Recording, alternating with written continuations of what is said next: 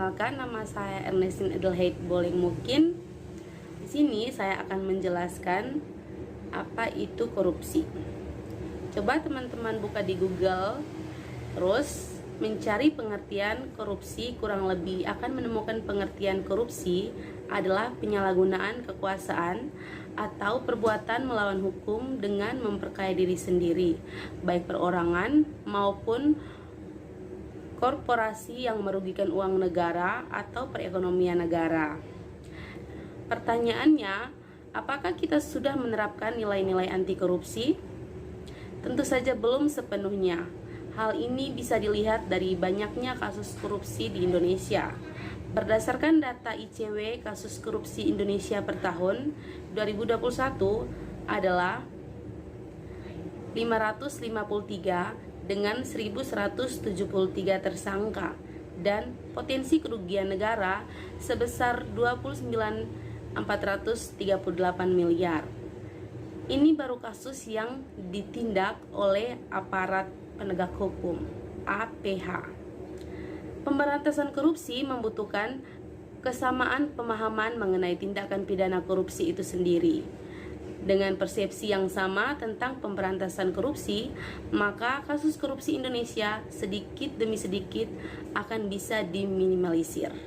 Baik, terima kasih atas kesempatan yang telah diberikan kepada saya. Saya akan menjelaskan sedikit mengenai penyebab terjadi korupsi. Jadi sebelum kita membahas mengenai faktor-faktor terjadi korupsi, kita bahas dulu mengenai teori dari para ahli mengenai apa saja penyebab terjadi korupsi. Nah, yang pertama adalah teori menurut Jack Bologni. Nah, jadi Jack mengemukakan bahwa korupsi itu disebabkan karena adanya keserakahan atau greed, kemudian kesempatan atau opportunity, kebutuhan atau needs, dan juga pengungkapan atau expose. Nah, jadi teori tersebut jika disingkat menjadi GONE atau GONE. Nah, dengan adanya sikap serakah dari organisasi atau orang tertentu, mereka dapat memiliki kesempatan untuk melakukan tindakan curang untuk memperkaya dirinya sendiri dan juga merugikan orang lain. Nah, kemudian kita lanjut ke teori yang kedua, yaitu teori menurut Robert Kierkegaard. Nah, jadi teori menurut Robert Kierkegaard itu menurutnya korupsi disebabkan oleh corruption, kemudian ada directionality, ada monopoli, dan accountability. Nah, sehingga dapat disingkat menjadi CDMA, di mana korupsi terjadi karena disebabkan oleh faktor kekuasaan dan monopoli yang disertai dengan adanya akuntabilitas. Nah, kemudian ada juga teori cost benefit model. Nah, jadi teori ini bisa didasari dengan adanya teori cost benefit model, menjelaskan bahwa orang yang melakukan tindak korupsi itu lebih memikirkan tentang manfaat yang didapatkan olehnya saat melakukan tindak korupsi daripada risiko yang terjadi, sehingga pelaku tindakan korupsi sering mengabaikan konsekuensi atau risikonya. Nah, kemudian dari situ kita bisa dilansir dari website femela.com, bisa disebutkan bahwa terdapat 7 faktor. Di dalamnya ada faktor internal maupun faktor eksternal penyebab terjadinya korupsi. Nah, faktor internal penyebab terjadinya korupsi yaitu yang pertama adalah sifat serakah manusia. Nah, di mana penyebab terjadinya korupsi itu bahwa manusia memiliki sikap serakah yang terlalu berlebihan sehingga mereka merasa tidak berkecukupan. Nah, kemudian mereka timbullah rasa-rasa atau hasrat besar untuk memiliki segalanya. Nah, kemudian faktor internal yang kedua yaitu gaya hidup yang konsumtif. Nah, demi diterima oleh lingkungan sosial maupun diterima oleh banyak orang, individu ataupun sebuah organisasi, mereka memilih untuk melakukan gaya hidup yang konsumtif, yaitu hidup untuk memiliki banyak hal. Nah, dari hal tersebut dapat menyebabkan terjadinya tindak korupsi secara tidak disadari. Perilaku konsumtif atau perilaku yang membeli barang-barang yang sebenarnya tidak terlalu penting dengan harga yang mahal maupun ekonomis. Nah, jadi perilaku ini yang dapat menumbuhkan tindak korupsi. Kemudian faktor internal yang ketiga yaitu dorongan keluarga. Nah, karena orang tua atau kenalannya memiliki jabatan yang tinggi atau bahkan dia memiliki jabatan yang tinggi, ada beberapa orang yang menyelewengkan jabatan tersebut untuk korupsi, ya. Jadi bahkan pelaku tindak korupsi itu mendapatkan dorongan dari keluarganya untuk melakukan perbuatan tersebut. Nah, hal ini tentu saja didasari dengan alasan untuk memenuhi kebutuhan keluarga. Nah, ini masih sangkut paut dengan poin kedua yaitu gaya hidup yang konsumtif. Karena keluarganya memiliki jabatan yang tinggi sehingga mereka merasa bahwa mereka perlu menjadi orang yang konsumtif. Nah, kemudian di samping itu juga ada faktor eksternal penyebab terjadinya korupsi.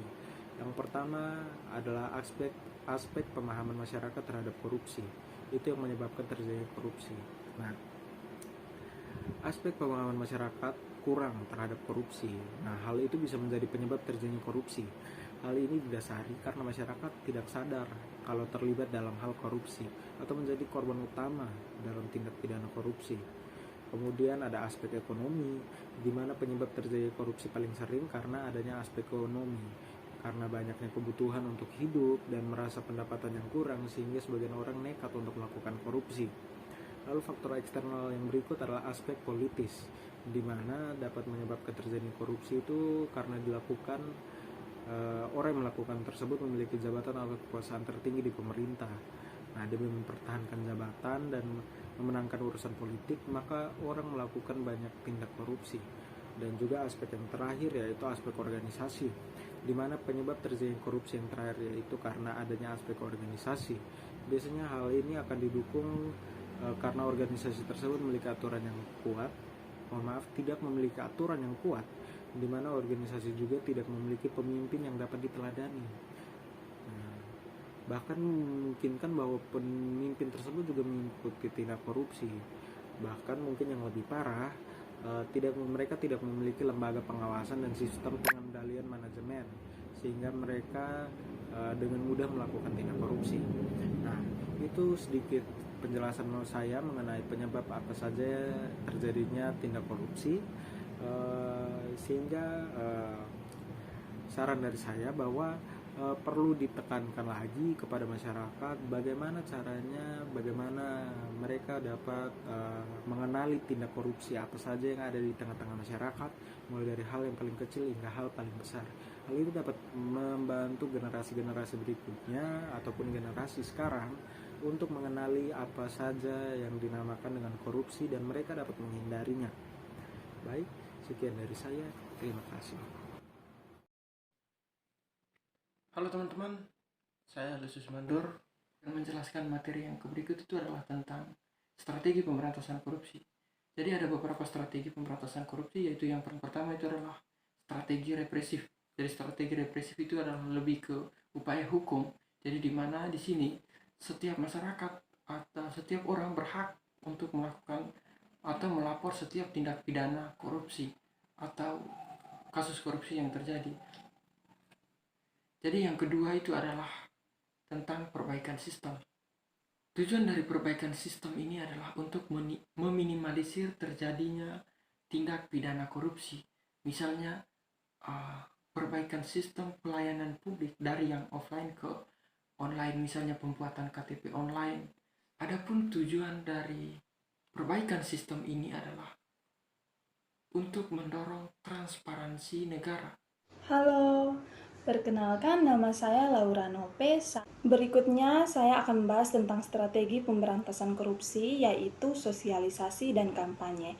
Semua masyarakat sipil, termasuk pejabat publik dan pemerintahan, perlu untuk dibekali dengan pendidikan anti korupsi. Jadi, lembaga-lembaga pemerintah harus melakukan sosialisasi atau kampanye tentang anti korupsi.